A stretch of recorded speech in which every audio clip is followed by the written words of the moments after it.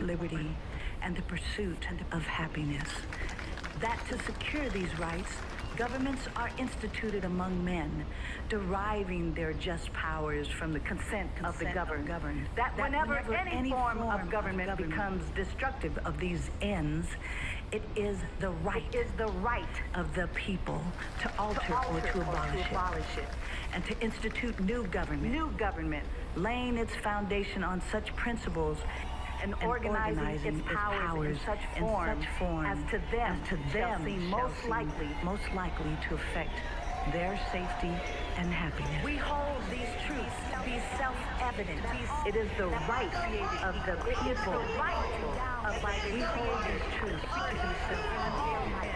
That all life, liberty, and the pursuit of happiness. That's the pursuit of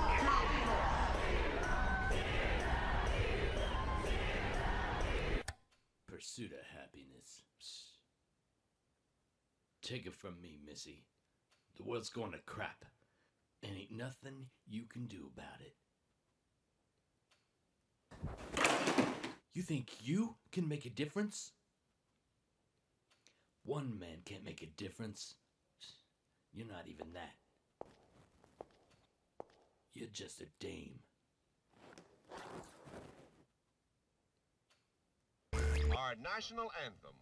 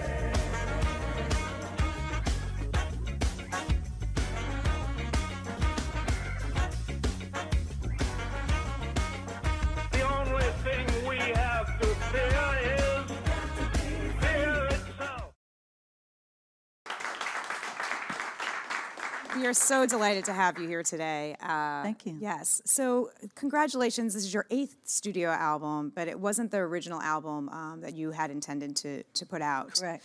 This is an album that has you reimagining various songs from throughout the years, but you had a dance album in the works. I was doing a dance record at the beginning of the year, and then Prince passed away, and I went back in the studio, recorded some other music. And then as I was mourning his death, the elections were happening, and then this administration, and I was not going to put out a dance record. It was not the time. And I felt like this was the time for me to put out what I wanted to put out about a year and a half ago. I put a folder together that said politically correct. And so I didn't have the time. I knew it was going to take about 6 months to write. And so I went back to the 60s and the 70s of music that I grew up listening to, and lyrically tried to find songs that were still relevant, which there are a lot of songs written back then about even what's happening now in our country. So that's how I chose those songs. I want to know that process. Like, what was that process like? And specifically, choosing those songs, because I understand you had about 40-somewhat songs you're originally thinking about putting on the record. Yeah, it's interesting. I mean, I chose songs like Jesus, Children of America with Israel Houghton, a Stevie Wonder song I thought was relevant. I chose Pusher Man by Curtis Mayfield because I was addressing the drug administration and what's going on, that they're the pusher men. The national anthem, funky national anthem, we did that because the love for this country. I mean, I love this country, and there were USO tours that we had done while I was early on in my years, and you know what our country stands for and what the flag stands for, and it's a beautiful song. I just thought that our rendition of it would be inviting, and I didn't know all this other stuff was going to happen before we recorded this, so kind of interesting. So different songs for different reasons.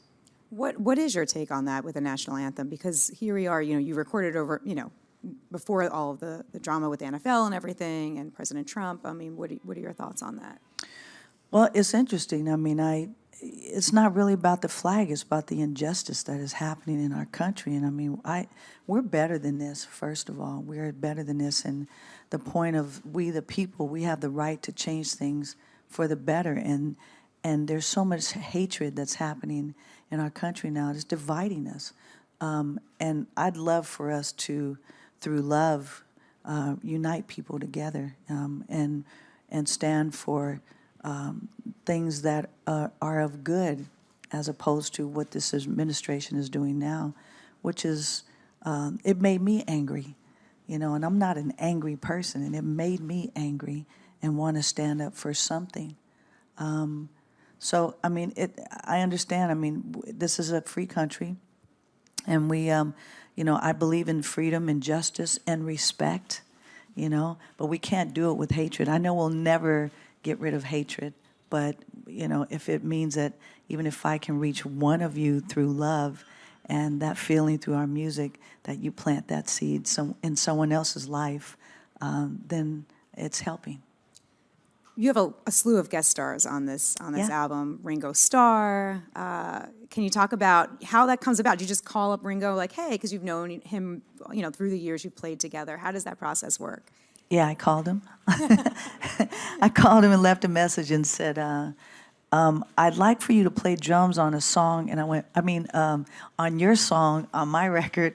And if that's possible, give me a call back. And he left me a message and said, so I hear you want me to enhance a song. And I'm like, yeah. Can you play on your song? Which is Come Together. Come Together with the song Revolution. We put two together. And he said he couldn't be there at the day that we recorded it because all of the songs were recorded live with my band. And so he couldn't be there. And so we went to his house where his studio is, and he played drums on it. And I played drums as well, but after he played, I just took me off, like, what's the point? So I just let him take the song. It's his song. But he also says beautiful things about you and your ability with drums, too. I mean, he gets a kick out of your skills as well. Oh, yeah, he thinks I'm crazy. Well, he's right, but no, we love playing together. I mean, to be able to learn how to play with Ringo when he first asked me to be in his band, it's like learning how to mimic his walk or her walk. You have to get that rhythm, and that rhythm, we don't all walk the same, so that is what I had to learn. It's like, every time I get ready to do a fill, he was already there, and I'm like, I don't get what is happening. So I had to break down, like, figuring out why, and it was because he leads with his left hand, and it was like, I got it, okay. And then that helped me to understand, but I had to break it down and really study how he plays. I could never be him, but I so admire him. It's also a family affair. Your father obviously is a musician himself, and what was it like, you recording this type of album with your dad? My dad and my two brothers, Juan and Peter Michael. The beginning of this, at the beginning of the album, I wanted to play a rhythm 6/8, and so we played. It's like an African rhythm. We played 6/8 underneath the James Brown groove into the national anthem, and that the bed of this whole song has the percussion of my brothers and my dad, all four of us playing together. So we love playing together. And then we also did for those who pre-ordered the album, we did a song, Donny Hathaway, The Ghetto, with the family doing it Latin style, but you could only get that version if you ordered it, pre-ordered the album. So if you didn't pre-order the album, you might be So out of sorry. luck, but this album's out, and it's been Yeah. out since the summer, really, at this point, August, right? Yeah, pretty much Yeah, August, yeah. officially So- and September, but yeah. You've been playing this live. You've been on tour. Yeah. What's the live experience like? What is the takeaway? Incredible. Yeah. It's been amazing. I mean, people, they love the record, they love the music. You know, when we first walk out with that video, as well as playing to the video live, you know, people are standing there. A lot of them are standing. You see some people putting their hands over their heart. Some people are crying. It's pretty emotional, and it's a powerful thing. By the end of the show, you know, we start chanting, "We are the people." I believe that, especially at my shows, that we see all ethnicities and play different genres of music. And I always say, this is what America looks like. The people that come to see us perform, that's what America's about, and the diversity, you know, not the division, but diversity. And music brings us together. So I'm so blessed and honored to be able to share the music and bring people together. It seems like that's the takeaway that you wanted with this record. Absolutely. Yeah. I Yeah. mean, even though we're in, you know, a lot of people, you know, think dark times right now, are you hopeful? Always. Yeah. Always. And I think this album is testament to that, because Yeah.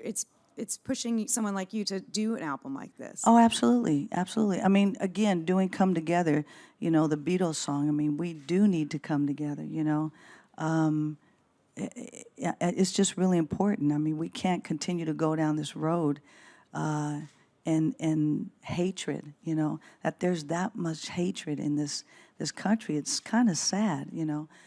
So again, if we can bring some light and bring people together, have a good time, and plant that seed of respect. You know, in my show as well, I ask people at one point in the show to turn to each other and turn to someone that you don't know and look them in the eyes and say, "I love you," because how many people don't get to hear that word as much? It's a powerful word. It's saved people's lives.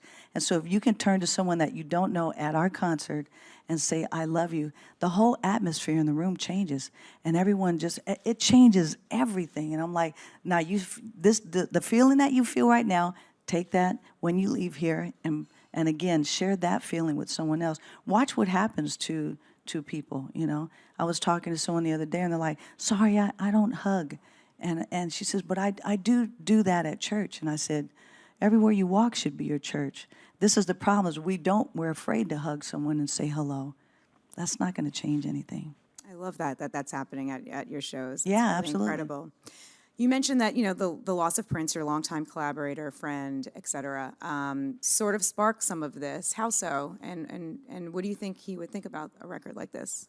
He'd probably be on it for sure. Yeah. He'd probably he would probably do one himself.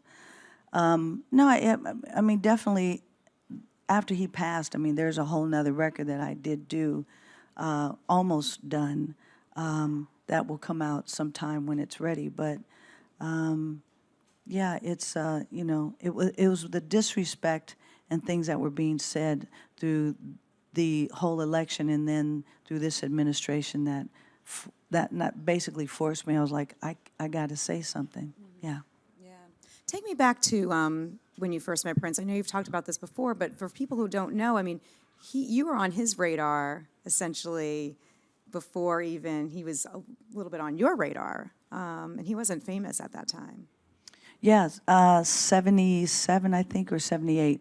He was doing his first record in the Bay Area, which I'm born and raised in Oakland. And he came to San Francisco to record in the same studio that my dad was recording with Santana at the time and Sly Stone, and he loved the music from the Bay Area. So when I first went to see him perform, his record just come out, not anyone really knew who he was. And I was playing with George Duke at the time, and I went backstage to introduce myself. And when I put my hand out to say hello, my name is, and he says, "I already know who you are." And I said, "Oh, okay." And I said, I've been wanting to meet you, blah, blah, blah. And I've been following your career, and I saw you on this and this. And he started naming. I was like, oh, I guess you have been, because, yeah, he saw a lot of stuff and listened to albums that I had recorded with other artists. So, and then we just exchanged numbers. Yeah, and then the rest is history, really. It is. You made so much music together. What do you remember most about that time? Wow. I mean, there's so much music that we created and recorded together. People always ask me how many songs do I think I recorded. I don't even know. I mean, there's hundreds and hundreds in the vault that I don't even remember what they sound like because it was so long ago. But it was a time of creating a lot of music and having fun and recording, jam sessions all the time, playing with other musicians and just having a good time. Good and bad though, but good, mostly good. Yeah, yeah. What do you miss most about him today? Him, Yeah, just him. yeah. Seems like he was an incredible person on so many levels, and you were so close. You saw so many different sides of him as well. Yeah, I did. I mean, from the beginning, when he first started, through the whole process of most everything except for there's a small window of I left for a while to do my record. So, but yeah, I've seen all the changes. Yeah. Yeah. The Glamorous Life, the song, I still love that song. What was that like when you hit so big with your first single? We went to Europe first for 2 months to push the record, and then 2 months before we even started the Purple Rain tour, we wanted to break the record in Europe first, which we did. But it was pretty interesting because when I finally came home, the record was on the radio. But the first time I heard the record on the radio, I was in a car that I rented. It was a red Mercedes with the top down. I was driving down Sunset Boulevard, and there was a deli place that we would all go to get turkey sandwiches and lemon cake. And I'm on Sunset, and I'm at the corner getting ready to make a left to go into the parking lot. And my song comes on the radio. I'm like, oh my God, I'm hearing Glamorous Life. Ah. I was so excited. I'm like, I'm on the radio. And I'm on Sunset Boulevard. I'm in Hollywood. Does anybody, I was just freaking out. I was by myself and the top is down. And then I got ready to make a left. And so the 2 lanes are packed. It's like a parking lot. The 3rd lane is where you park, where the parking meters are. Well, this guy decided to just not park. He just ran right through. So as I'm making a left, while Glamorous Life is playing on the radio, I get hit in the car. Bam! Big old accident. And I was like, oh, man. And I was kind of shaken up a bit. And I got out of the car. And I went over to the guy. I said, are you okay? He said, yeah. Are you okay? I said, yeah. I said, you hear my song is on the radio. I was so excited. I didn't care about the car. It's like, just was no big deal, but I was on the radio, so. Oh my gosh, I love that. I'm glad you're okay. I'm good. I'm good. That was, quite some time ago. Now we're in 2017. What do you think about the music industry now? I mean, who do you like? Who are you listening to? Well, the music industry has changed so much. When I started, we were in cassettes, first of all. And those of you who don't know, look up Cassettes. They're actually kind of making a comeback. They are actually. I'm going to do a cassette possibly for Christmas, but we're printing 45s. We're printing LPs again because I love them. I love to pull out the old records and listen to them. But yeah, the industry has changed. It's totally different. Like stuff like this is happening. Like what the heck, We didn't have any of this, We didn't even have cell phones, so you can imagine. But it's interesting. I mean, I'm still here. I'm still performing. This is my 45th year as a professional musician playing in the industry. So I got to say, it's like every time I do something, it's like I've started over again. And I just love it. And people are still wanting to come to the shows. I mean, it's awesome. And music has changed in a better way, I think, as far as musicianship, And you have other artists wanting to play instruments, I think is important. Because we don't want to take not playing instruments away. I mean, it's hard already that they're taking music out of the schools, music and art. So, we're continuing to try to encourage the young kids to play, So, I mean, I love Bruno Mars. I think he's good. He's a good drummer, good songwriter, a good entertainer. I've always loved Beyoncé. I've worked with her. But there's a lot of good artists, very good artists. And my only thing is like, the younger kids and these shows that have started and they're really young and they come into this scene, they think, oh my God, I'm 19 and if I don't make this, I'm gonna die. And I'm like, you haven't even started. You know, I mean, I know what I went through, you know, at 15 and the paying my dues and all the, you know, the work, you know, I grew up, we were kind of on welfare. We were poor. We lived in the hood, but it didn't matter. We still went and played and whatever money we could get, you know. And these kids, they start off in American Idol and they're just like, there's no home training. I mean, there's no mentorship to me. I don't, you know, the building that artist, it's always like, let's get one hit wonder and let's, you know, get one song out of them or one record and move on to the next person. I just don't think that's fair. Yeah, yeah. Did you feel like you faced any sexism in the industry? Because we're hearing a lot of talk about this in Hollywood, and I'm imagining it's, you know, could be happening in the music industry as well. Oh, absolutely. Before I became Sheila E, just Sheila Escovedo, playing with different artists, you know, offended by men many times and offered sex many times, to the extreme of record deal, if I had sex, a hotel in Vegas with my name on it, a plane. I mean, like I can't even begin to tell you just the things that were offered to me. And I'm like, are you kidding me, really? There were times where I had to walk away carefully because, you know, the industry politically, what is going on is like, no. And I can say that I can sleep at night and had never done anything, never accepted anything other than me working hard and trying to cut through these barriers of it's a man's world. But yeah, this is crazy, and I think it's about time that people are talking about, especially women, again, disrespect, you know. Absolutely. And you, switching gears a little bit, you weren't even going to be, you didn't think you were going to be a musician. You were playing sports when you were a kid. Correct. As well, right? Yeah. So if you weren't who you are today, do you think you'd be some, like, famous athlete? Oh, absolutely, yeah. I'm very competitive, very competitive. Yes, I loved running track. I was track and field. I played soccer for women's undefeated team for 5 years. I wanted to win a gold medal in the Olympics, but instead I got a gold album, so I'm good. Yeah, I would be. Yeah. So do you think we'll see those other albums that you were writing, that you recorded some for, they'll see the light of day at some point? And when? Absolutely, Oh, yeah. yeah? Okay. Absolutely, yeah. When the time is right. When the time is right. Absolutely. Yeah. So when you're not touring, you're not recording, what do you do in your downtime? How do you relax? Right here, right now. Yeah. Oh, I'm glad this is relaxing. Press, I know, right? Yeah, like I'm on 2 hours sleep right now. No, this is part of it.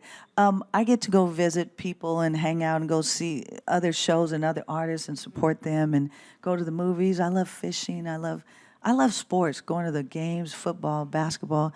My mom is such the tomboy, and I think I take after her on that side. But yeah, just hanging out, you know, going, relaxing and with friends and family and stuff, yeah. Do you still feel like you're growing and learning as a musician, as a percussionist? Absolutely. Yeah? How so? Every single day. Yeah. If I continue to be a student of life, I will learn something every single day. I'll never know everything, but I love learning, and I love to ask questions and, you know, find other artists or listen to music I've never heard before.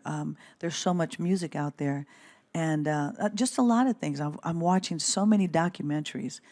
It's amazing the things I've learned, even in this past year with all the documentaries, and I'm overwhelmed by why didn't I know this? You know, gosh, you know, maybe I didn't have time, but in between, you know, on the flights, if I'm not sleeping, I'm watching documentaries. Great. Well, we have a lot of fans in the audience that would love to ask you a few questions. So Okay. let's get it rolling. All right.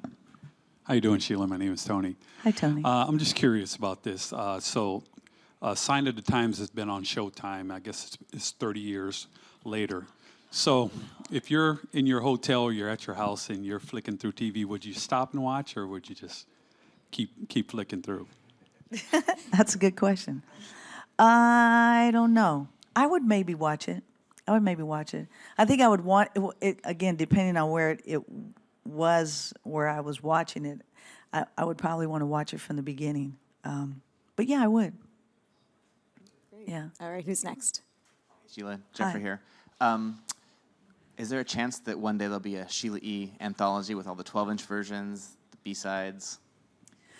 That's a good question. We were talking about that last week, that we need to do some 12-inch versions of even the new stuff, because we performed them live in the studio with the whole band. We actually had to edit the songs because they would not have fit on the CD or the LP. So they're definitely 12-inch from the new music. And we were talking about the old music as well, because they've been playing a lot of the 12-inch from Glamorous Life. It seems like it's an hour and 15 minutes. I swear, it's a long, long song. We're talking about it. So it's a good question. Yeah. Nice. All right, next. Hi, thank you for being here. What was the most atypical moment during the recording process? What's the most what? Atypical moment that happened during the recording process. Shoot, I don't know. I don't know. I don't know that I can answer that question. I don't know. You have another one? Was the track ordering important for you for this album? Yes. Yeah, because I wanted to start with the national anthem. I wanted to start with "We Are the People" speech. The awesome thing is having the speeches in this song, funky national anthem, putting this piece together, knowing that we were going to start with that, getting the okay from the family, from Dr. King's family, to be able to use his speech and his likeness in the video was pretty awesome, and they never do that. So knowing that that was going to happen, it was starting off the right way as far as I was concerned. And to end the album with "What the World Needs Now is Love, Sweet Love," which I love that song, Burt Bacharach, and it was something, to start with something very powerful and end with, let's all hug, yeah. All right, who's next? Hi. You came up so resilient and strong, and at the end, you're here giving us a message of love and unity. For young women like myself who, let's say, gone through difficulties in this day and age, what is your, perhaps, advice of how to stay resilient and go forward? And how did you even get to this state of not being bitter, but, accepting everyone and only communicating love and peace? Yeah, it was a process. What she's talking about is I was raped at the age of 5 years old by a babysitter. And for a long time, I was very angry.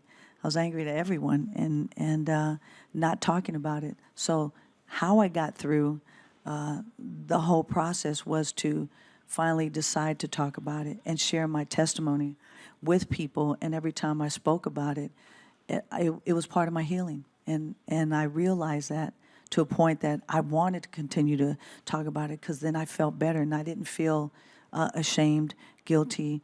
And it was actually helping other people that had been in a situation of abuse. And there are a lot of people that don't talk about it. And after a while, I could sit into a room and I could look at each and every one of you, and I could tell you about half of you have been abused in some kind of way, which is crazy. But no one wants to talk about it. So if we talk about it, I always say, if you can tell someone by the time you leave the room, that's the beginning of you living the rest of your life and not carrying these things that are not of God, like, shame, hurt. Living in fear is horrible.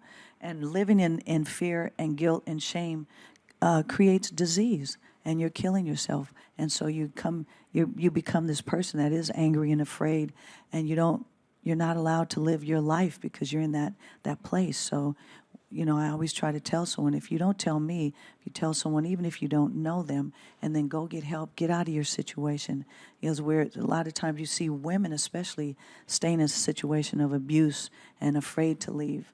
And it's hard for them to leave, but they have to in order to survive. So survival is sharing the story and letting someone know, and then getting help. And when people say no to you, you can't do this and you can't do that, no is opportunity. No doesn't mean you're not capable. No doesn't mean that you can't do it. No means I'm going to figure out another way. If I don't come through that door, I know I'm going to come through that door. whatever it takes, because I believe you have to have that confidence. I believe in myself, and if I believe in myself, you'll believe in me as well. You know, but that comes with just encouragement and love. That's God, that's family, getting with the right people who inspire you. Get rid of the people who are bringing you down. You know, get away from those people who are always just tearing you down. You gotta surround yourself with positive people. I like that. It's a great way to end. Thank you for all your questions. The album is out now. It's called Iconic, Message for America. Thank you so much for coming by, Thank Bill, you. today. Thank Give it you. up one more time. Absolutely. Sheila E., everyone.